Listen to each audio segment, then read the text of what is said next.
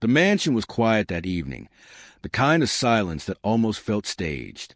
Richard Hale, a billionaire known for his sharp instincts in business, sat reclined on his velvet couch with a book resting on his chest. But his eyes weren't closed because of exhaustion. No, he was pretending. His breathing was steady. His chest rose and fell with practiced calm, and his slightly parted lips gave the impression of deep sleep. He wasn't tired. He was testing. For weeks now, he had noticed something unusual in his home whenever the maid, Clara, brought her young son, Malik, along. Richard wasn't the kind of man to tolerate distractions in his house, but Clara had pleaded. Her babysitter had quit, and she couldn't afford another. Out of reluctant pity, Richard allowed the boy to stay in the evenings while his mother worked. Malik was polite, quiet, and surprisingly well-behaved, but there was something Richard couldn't put his finger on. Something about the child's presence seemed different. So tonight, Richard pretended to sleep in a lounge, his instincts buzzing. He wanted to see what the maid's kid would do when he thought no one was watching. Clara had disappeared into the kitchen, humming softly while washing dishes. Malik stood near the corner, holding a worn notebook clutched against his chest. He kept glancing at Richard, then back at the book, his little face a mix of curiosity and hesitation. Richard nearly broke character when he saw the boy inch closer, almost tiptoeing, his eyes fixed on the billionaire with an intensity far beyond his years. Malik stopped beside the couch, studying Richard's face. Then, almost shyly, he opened his notebook. Pages filled with messy scribbles and drawings caught Richard's peripheral vision, though he kept still. Malik whispered something under his breath, a voice so low Richard strained to catch it. "Don't worry, sir. I know you're lonely. I'll protect you." Richard's chest tightened, though he didn't flinch. Protect him? From what? He froze, waiting, as the boy reached out with trembling fingers toward the billionaire's hand. Richard kept his breath steady, though inside his pulse raced. No one had spoken to him like that in years, let alone a child. He felt the warmth of Malik's tiny hand hover near his own, almost touching but stopping short, as if the boy wasn't sure he had the right. Malik's whisper grew a little clearer now. "I know you act strong, but I can feel it. You're sad. You don't smile when nobody's here. You just sit and stare at nothing.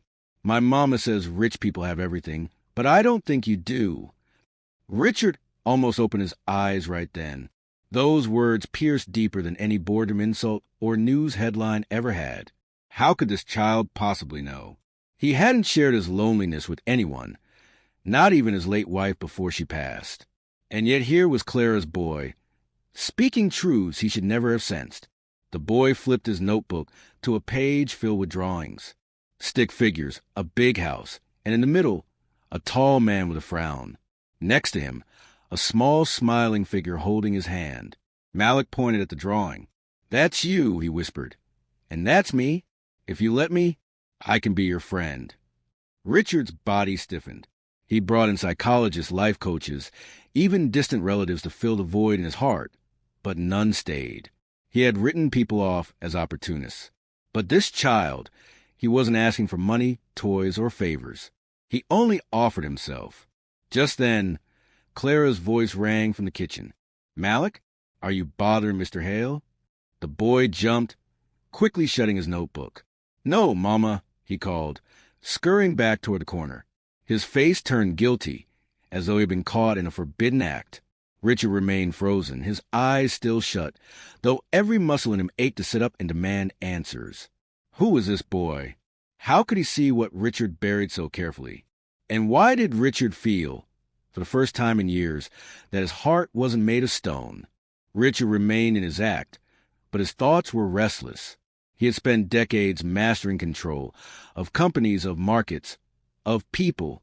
Yet here he was, shaken by a child's notebook and a few whispered words. Clara soon returned to the lounge, wiping her damp hands on a towel. "He didn't disturb you, did he, Mr. Hale?" she asked softly, her eyes wary. She always looked cautious around him, as though one wrong move might cost her the job she desperately needed. Richard, still pretending to be asleep, gave no response. Clara sighed with relief and returned to tidying up the room. Malik sat on the floor now, hugging his notebook tightly, sneaking small glances at Richard. His eyes glimmered with something Richard hadn't seen directed at him in years: care. When Clara stepped out again to fetch laundry, Malik whispered once more, his words careful but steady. "You don't have to pretend with me. I know pretending hurts. Sometimes I pretend too, so Mama doesn't worry." Richard's chest tightened. He realized his boy wasn't just observant. He was speaking from experience. That same hollowness Richard felt at night lived inside Malik too. For a billionaire and a Maid son to share the same kind of loneliness, it was unthinkable, yet undeniable. Malik slowly opened his notebook again, sliding it across the polished coffee table toward Richard.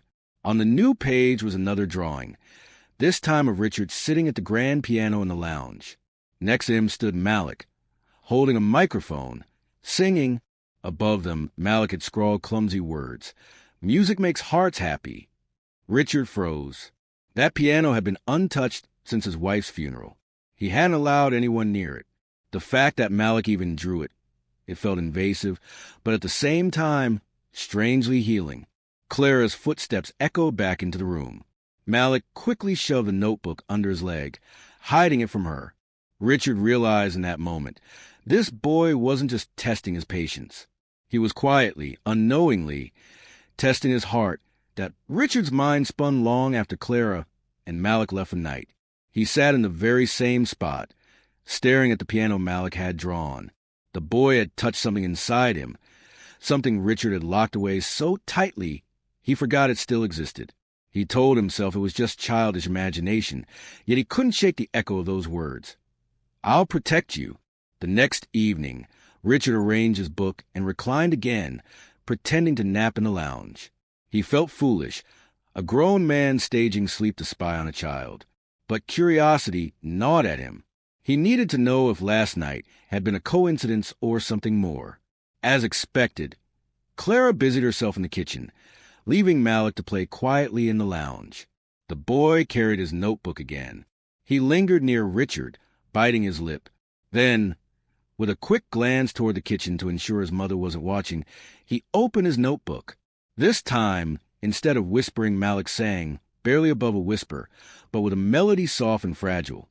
Richard listened, every nerve alert, as the boy sang words that weren't written anywhere. "You're not alone. I can see you, even if you hide." Richard's fingers twitched. The child's voice wasn't polished, but was raw, carrying truth only an honest heart could express. Suddenly Malik stopped. He looked around, eyes widening, then whispered, "I hope one day you'll play the piano again. Mama says music is like a light, and I think you need light." Richard's throat tightened. His wife had said those exact words years ago when she urged him to keep playing after long business days. No one else knew that phrase, not even Clara. How could this boy possibly repeat it? Before Richard could process, Clara's voice called again, "Malik, time to pack up." Malik quickly scribbled something in his notebook, tore out the page, and slipped it under the couch cushion, right beneath Richard's arm. Then he ran off to his mother, leaving Richard frozen, his heart pounding like he had just seen a ghost. When the door finally closed behind Clara and Malik, Richard sat up quickly, his composure cracking. He pulled the paper from beneath the cushion with unsteady fingers. It wasn't just a childish drawing. It was a message. On the sheet, Malik had drawn a grand piano surrounded by glowing light. Above it, he had scribbled uneven letters. "Don't let the dark win." Richard's breath caught. That same phrase had been written once before, by his late wife, on a note she left him during her final hospital stay. He'd kept it locked away, unseen by anyone. And now, years later, this child had placed it in his hands again. It couldn't be coincidence. The next day, Richard couldn't focus at work. Numbers, contracts, and meetings blurred together as Malik's words replayed in his mind. By evening, he found himself back on the same couch, heart restless. He no longer thought of it as a test for the boy. Deep down, he realized it was a test for himself. When Clara arrived, Richard greeted her curtly as usual, but his eyes trailed Malik. The boy smiled shyly, clutching his notebook. Richard pretended to doze off again, his ears straining for every sound. This time, Malik didn't hesitate. He walked straight to the piano, his tiny fingers grazing the keys. The soft plink of a note filled the room. Richard's chest tightened. Malik whispered, "It's waiting for you, but if you don't come back to it, I'll play for you instead." The sound was clumsy, but the intent behind it was powerful. Malik pressed 2 more keys, creating a broken melody, before giggling quietly. Then he turned toward Richard, studying him as though daring him to open his eyes. Richard stayed frozen, torn between pride and longing. The piano was his most sacred memory, his greatest wound. For years, it symbolized everything he'd lost. And yet, this little boy treated it not as a tombstone, but as a promise. When Clara called him away again, Malik left the piano reluctantly, but not before whispering, "Don't give up, Mr. Hale. I won't let you." That night, Richard couldn't sleep, not even by pretending. The sound of those clumsy piano notes rang in his ears, colliding with memories he had buried so deep. His wife's laughter, her gentle hands guiding his over keys, her voice saying, "Music makes hearts happy." He thought he had erased it all to survive, but now Malik's small fingers had unlocked it again. The following evening, Richard decided to change the rules. When Clara arrived, he greeted her as usual, but instead of heading to his study, he stretched out on the couch. He wasn't pretending this time. His eyes truly closed, though his senses remained sharp. He wanted to see what Malik would do without interference.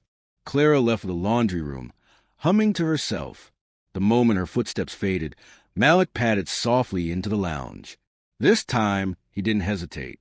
He placed his notebook gently on the coffee table and whispered, "I know you hear me. Even if you don't want to, you don't have to answer. I'll still keep you safe." Richard's hand twitched against the couch. Safe? The word stirred something raw in him. A child promising safety to a man who owned half the city. It was absurd. Yet, somehow, Richard felt Malik meant it more than anyone else ever had. Malik opened his notebook to a new page. A drawing of a heart sat in the middle. But this one was broken down the middle, jagged lines separating the halves. Around it, Malik had scribbled small figures trying to push the pieces together.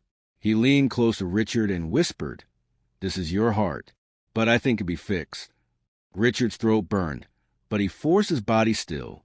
Just then, Clara's voice called from upstairs. Malik quickly shut the notebook and scurried to his corner, but not before giving Richard one last glance. It wasn't a mischievous look, nor a child's curiosity. It was something heavier, like Malik truly understood, and for the first time in years, Richard wondered if someone actually did. The next day, Richard could no longer bear the charade. Pretending to sleep felt cowardly now. Malik deserved more than silence, and Richard, he realized he wanted more too. When Clara arrived, Richard waited until she stepped out of the lounge. Malik wandered in, clutching his notebook, expecting the same routine. But this time, when he approached the couch, Richard opened his eyes. Malik froze, eyes wide, notebook half hidden behind his back. For a moment, the boy looked like he'd been caught committing a crime. Richard sat up slowly. His voice, usually cold and commanding, came out softer. "Why do you keep coming near me, Malik?" The boy blinked, hesitating. Then, with a small shrug, he whispered, "Because you're sad. And nobody should be sad alone." The simple answer struck harder than any speech Richard had ever heard. He studied the boy, his oversized shirt, his scuffed sneakers, his guarded but sincere eyes. No hidden agenda, no request for toys or money, just truth. Richard leaned forward. "And how do you think you can help me?" Malik hesitated, then placed his notebook on the table, opening to the drawing of the broken heart. "By being here, by reminding you you're not empty. My mama says hearts don't stay broken forever. They just need a reason to heal." Richard's chest tightened. He looked at the piano across the room, untouched, waiting. His wife's voice echoed, "Music makes hearts happy." Before he could reply, Clara's footsteps sounded nearby. Malik quickly closed his notebook, fear flashing across his face. But Richard surprised them both when he said firmly, "Clara, it's fine.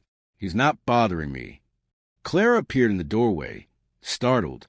She opened her mouth, then closed it, clearly unsure what to say. Richard offered a small nod, one that carried an unspoken message. Let him stay. For the first time in years, Richard didn't feel like a billionaire trapped in silence. He felt like a man on the edge of something he thought he'd lost forever, connection. That night, long after Clara had finished her chores and was ready to leave, Richard stopped her at the door. His voice was steady but gentler than she had ever heard. "Clara, would you and Malik stay for a moment?" She froze, immediately apologetic.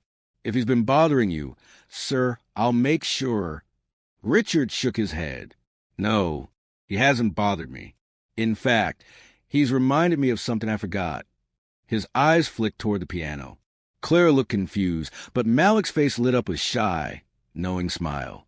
Richard walked slowly to the piano, his hands trembling as he lifted the cover.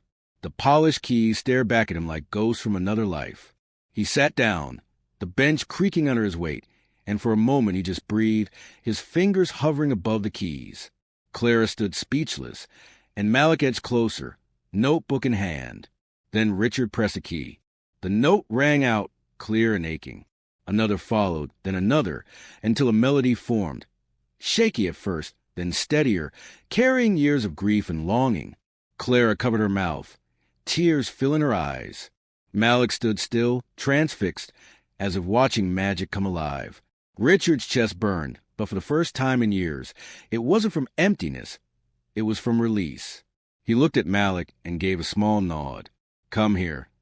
The boy approached cautiously. Richard shifted on the bench, making room. Malik climbed up, his little fingers pressing random keys, laughing softly. The broken melody turned into a duet. Clumsy, uneven, yet more beautiful than perfection. When the final note lingered in the air, Richard turned to Malik. "Thank you," he whispered, voice thick. Malik tilted his head. "For what?" "For reminding me I still have a heart." Clara wiped her eyes, realized that her son had done something extraordinary, something money never could. From that night forward, Richard stopped pretending to sleep. He no longer needed to test the maid's kid, because in Malik, he had found the one thing he thought was gone forever: family.